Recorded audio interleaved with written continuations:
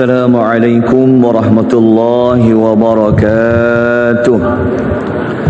الحمد لله رب العالمين والصلاة والسلام على أشرف الأنبياء والمرسلين وعلى آله وصحبه أجمعين.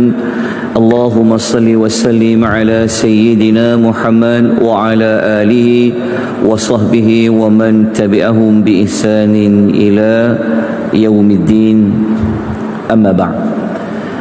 Muslimin dan muslimat rahimani wa rahimakumullah. Alhamdulillah, pagi ini kita dapat menyambung pengisian tadabbur ringkas surah Yusuf. Moga-moga pengisian kita pada pagi ini dikurniakan rahmat oleh Allah. Allah memberikan kita as-sakinah, ketenangan. Allah memberikan kita keberkatan, yang mana ayat yang kita akan baca pada pagi ini adalah dua ayat seperti mana yang ada pada nota yang ada di tangan tuan-tuan dan puan-puan, iaitu ayat nombor 78 dan ayat nombor 79. Okey. Dua ayat ini merupakan dua ayat yang terakhir sebelum kita memasuki babak yang terakhir. Okay. Babak yang terakhir dalam surah Yusuf ini adalah babak yang kelima, yang kita akan mulakan membacanya pada ayat yang ke-80. Jadi dua ayat yang terakhir ini merupakan dua ayat terakhir bagi babak yang keempat. Baik, muka surat nombor 101 untuk lihat ayat 78 dan terjemahannya muka surat 102 bagi nota yang bercetak. A'udzu billahi minasy syaithanir rajim.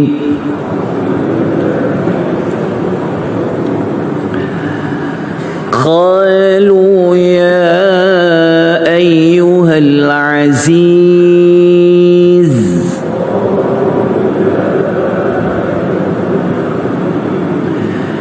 inna lahu aban shaykhan kabira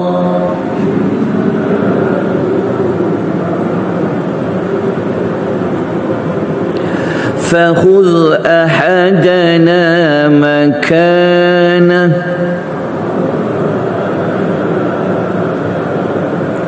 inna naraka minal muhsinin.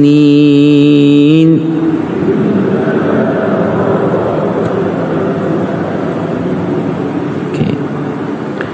Terjemahan ayat, mereka pun merayu dengan berkata.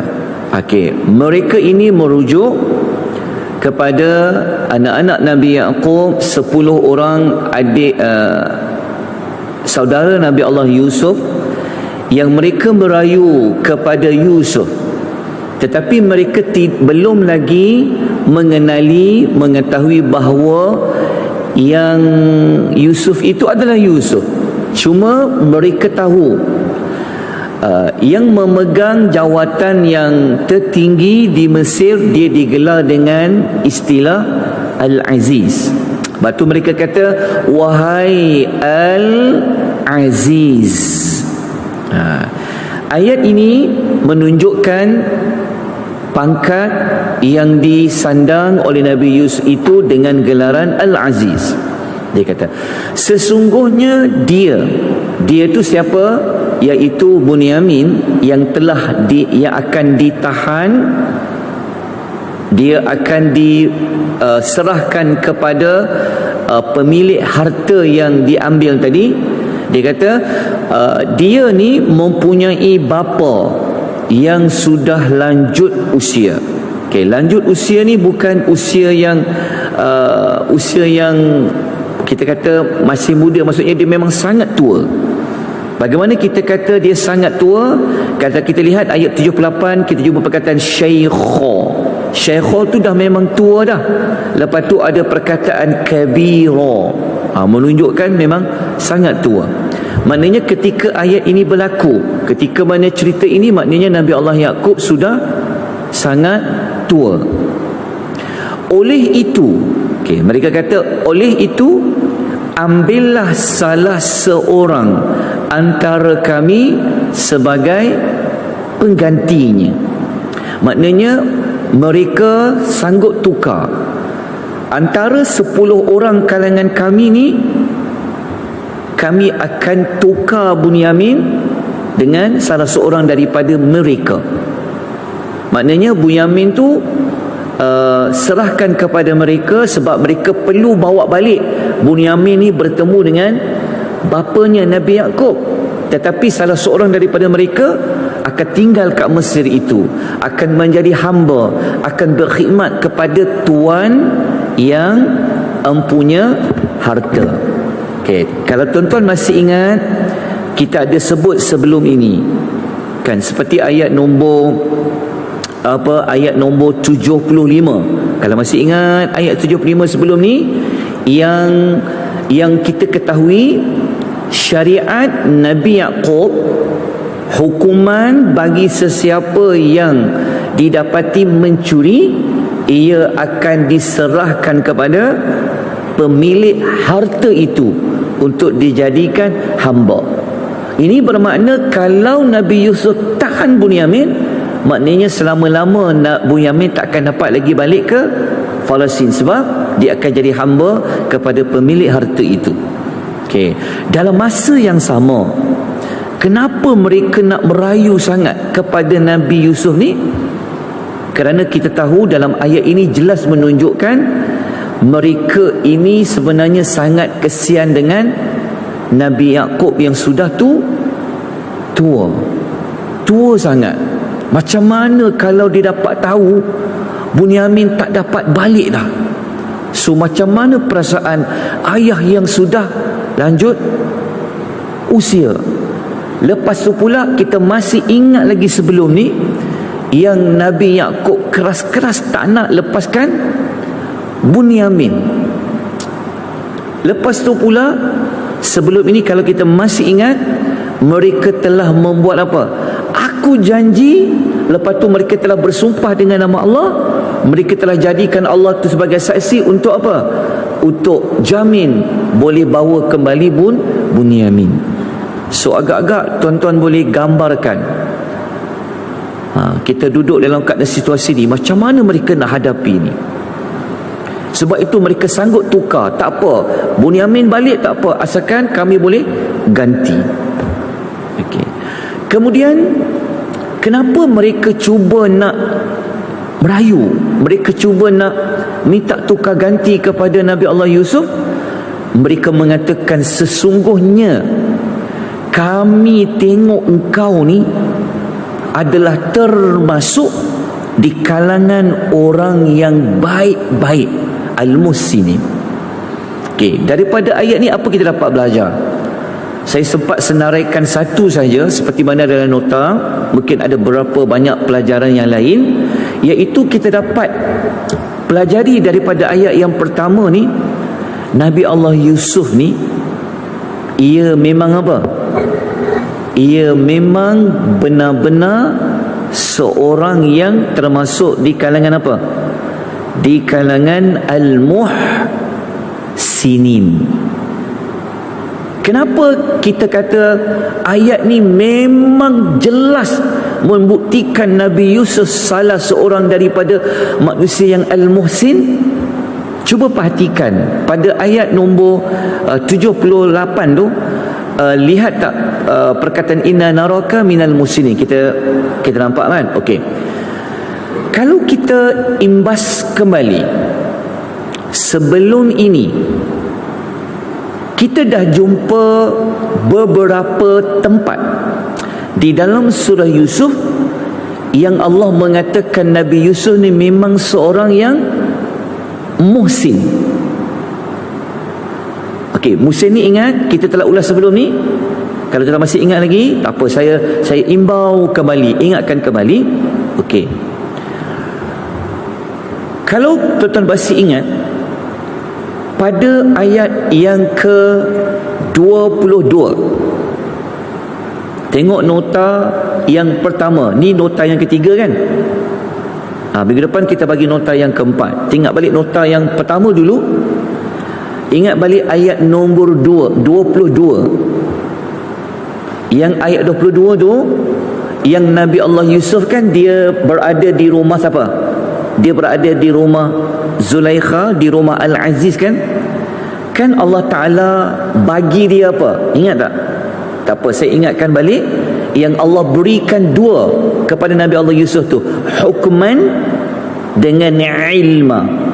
Lepas tu dekat ayat hujung tu Tuhan kata apa? Wa kadzalika najzil muhsinin. Allah kata macam itulah kami ganjari orang yang muhsinin. Dah jumpa kali pertama dah ayat 22. Lepas tu kita jumpa juga perkataan al-muhsin ketika mana? Dan kita ingat lagi tak? Yang dalam penjara tu. Oh, sebab kita dah keluar penjara, tak nak ingat dah kisah penjara, dalam penjara. Ingat tak dalam kisah dalam penjara ayat nombor 36, nota yang kedua, nota yang kedua. Yang dalam penjara kan ada dua orang banduan yang mereka telah bermimpi. Lepas tu mereka jumpa Nabi Yusuf untuk tafsirkan mimpi. Kalau ingat lagi ayat nombor 36, mereka cakap tu sama macam 10 saudara Nabi Yaqub. Kalau ingat ayat nombor 36, mereka kata apa? Inna naraka minal muhsinin. Sama macam ayat nombor 78. Inna naraka minal muhsinin. Nanti tengok balik ayat nombor 36. Kan mereka kata apa? Kenapa mereka cari Yusuf dalam penjara?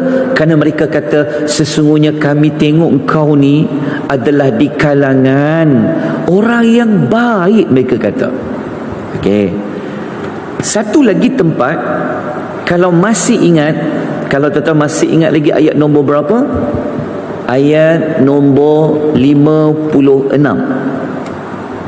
Kalau tuan-tuan masih ingat ayat nombor 56, saya tuan-tuan tulis, ingat kembali, iaitu ayat yang Allah Ta'ala selepas Nabi Yusuf dia dapat jawatan kedudukan di Mesir. Ayat 56 Allah kata apa? Wala nudi'u ajral muhsinin. Ayat nombor 56, ya Allah kata kami takkan sia-siakan balasan kepada orang yang al-muhsinin. Okey. Kenapa saya ulang apa yang telah kita pelajari? Kerana pada ayat ini kita mendapati 10 orang anak Nabi Yaqub telah mengiktiraf, membuat pengakuan. Bukan sekadar mereka, dua rakan dalam penjara, Allah sendiri memberikan pengiktirafan. Maknanya pengajaran yang sangat besar yang kita nak ambil daripada kisah Nabi Allah Yusuf ini adalah menjadi seorang yang al-muhsin. Doa pada Allah, minta kepada Allah, jadikanlah aku di kalangan orang-orang yang al-muhsinin, seperti mana engkau pernah jadikan Nabi Allah Yusuf sebagai seorang yang al-muhsinin. Dan minggu yang akan datang ataupun minggu yang berikutnya kita akan jumpa sekali lagi perkataan al-muhsinin. Tetap boleh catat awal-awal. Nanti kita akan jumpa pada ayat yang ke-90. Kita akan jumpa sekali lagi Allah mengatakan Nabi Yusuf ini termasuk orang yang muhsinin. Kenapa saya tekankan? Kerana kita selalu dengar kempen ajakan untuk bersifat ihsan. Kan kita dengar kan? Ihsan, ihsan, ihsan. Yang kita dengar yang hadis Jibril yang mengajak apabila Jibril tanya apa itu ihsan. Ihsan ni dia adalah sifat yang paling tinggi. Kalau kita susun orang yang Muslim lepas tu naik mukmin, beriman, lepas tu naik muhsin. Muhsin ni kita dah ulas sebelum ini. Muhsin ini melibatkan dua sudut. Antara dia dengan Allah, dia merasakan diri dia selalu diawasi oleh Allah. Dia seolah-olah merasakan Allah tu tengok dia, perhatikan dia. Itu sifat ihsan. Ihsan yang kedua adalah berbuat baik kepada manusia. Bukan dengan Allah je, tapi dia buat baik. Kalau kita masih ingat lagi Nabi Allah Yusuf apa? Kalau dalam kisah dalam penjara tu, dia ziarah orang sakit, dia bantu orang susah dan sebagainya. Itulah sifat ihsan. Moga-moga kita termasuk di kalangan orang yang ada sifat al-muhsin. Kerana kita sebutkan karakter Nabi Yusuf ni, jarang orang sebut Nabi Yusuf sifat ihsan. Yang kita tahu Nabi Yusuf selama ni dikaitkan dengan karakter apa? Ada bintang handsome lah, kan? Orang tahu Nabi Yusuf boleh taksir mimpi. Kita terlupa untuk melihat karakter besar yang ada pada Nabi Allah Yusuf. Dia seorang yang al-muhsin. Okay. Kita pergi ayat yang ke-79. Qala ma'adzallah an na'khudha illa man wajadna mata'ana 'indah.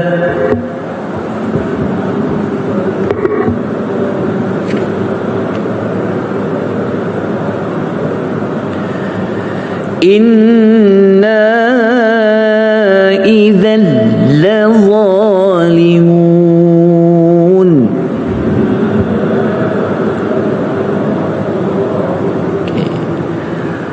Apakah jawapan balas Nabi Allah Yusuf terhadap rayuan 10 saudaranya? Dalam masa yang sama, Nabi Yusuf tahu bapaknya sudah tua Yakub tu.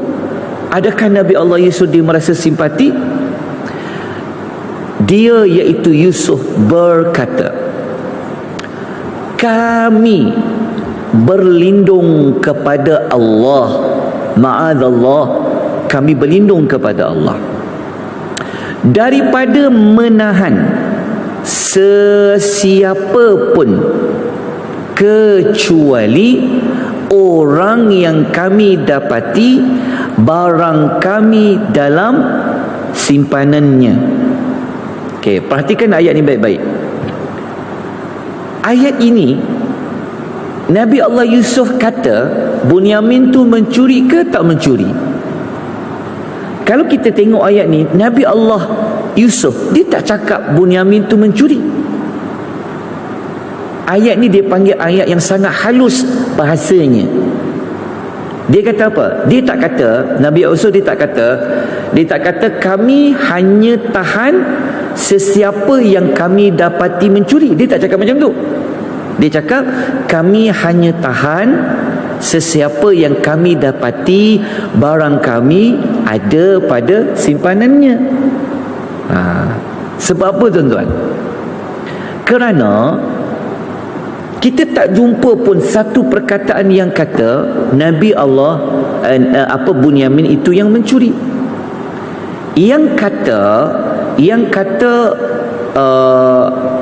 kata Bunyamin mencuri, bukan kata Bunyamin mencuri.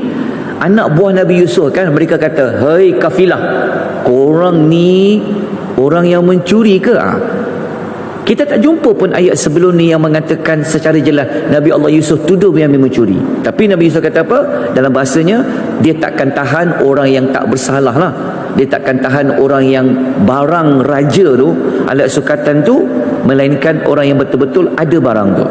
Baik, tuan-tuan, Nabi Allah Yusuf dia kata apa? Sesungguhnya jika kami tahan orang lain, nescaya kami benar-benar termasuk di kalangan orang yang zalim. Walaupun mereka offer, tukarlah orang lain, jangan Bunyamin. Nabi Allah Yusuf berpegang kepada peraturan, ikut syariat Nabi Yaqub. Sesiapa yang didapati barang orang lain ada pada dia, dia kena jadi hamba. Dia takkan dapat lepas. So Nabi Allah Yusuf pegang peraturan itu. Okey. Apa yang kita dapat belajar? Dua. Nombor satu, cuma pelajaran dekat itu hilang kan? Tak ada kan dekat nota tu kan? Saya pun tak pasti kenapa pengajaran tu boleh hilang kat situ. Okey. Tetap boleh catat sebab dalam nota tu tak ada muka surat 105 tu dia dekat pengajarannya, lepas tu hilang. Okey. Pelajaran pertama kita dapat belajar daripada ayat yang 79 ni, kenapa Nabi Allah Yusuf dia doa ma'adzallah, aku berlindung kepada Allah. Okey, tuan-tuan ingat tak? Sebelum ni Nabi Allah Yusuf dia ada ucap perkataan yang sama. Dia kata qala ma'adzallah. Dia pernah minta lindung kepada Allah tu. Ingat tak? Dalam kisah bila? Babak berapa? Tak apa, saya ingatkan balik. Ingat tak waktu isteri Al-Aziz tu telah apa? Telah tutup semua pintu. Kemudian perempuan itu merayu Nabi Allah Yusuf. Ingat lagi? Nabi Allah Yusuf dia memerlukan penjagaan, dia memerlukan pertolongan di saat-saat itu. Itu yang dia kata qala ma'azallah. Ayat nombor berapa? Ayat nombor 23. Nanti ulang balik tengok. Maka perkataan yang sama Nabi Allah Yusuf berkata kepada saudara-saudaranya. Dia kata aku berlindung kepada Allah daripada menunaikan permintaan kamu. Sebab kalau Nabi Allah Yusuf tunaikan permintaan, dia telah langgar undang-undang syariat Nabi Yaqub.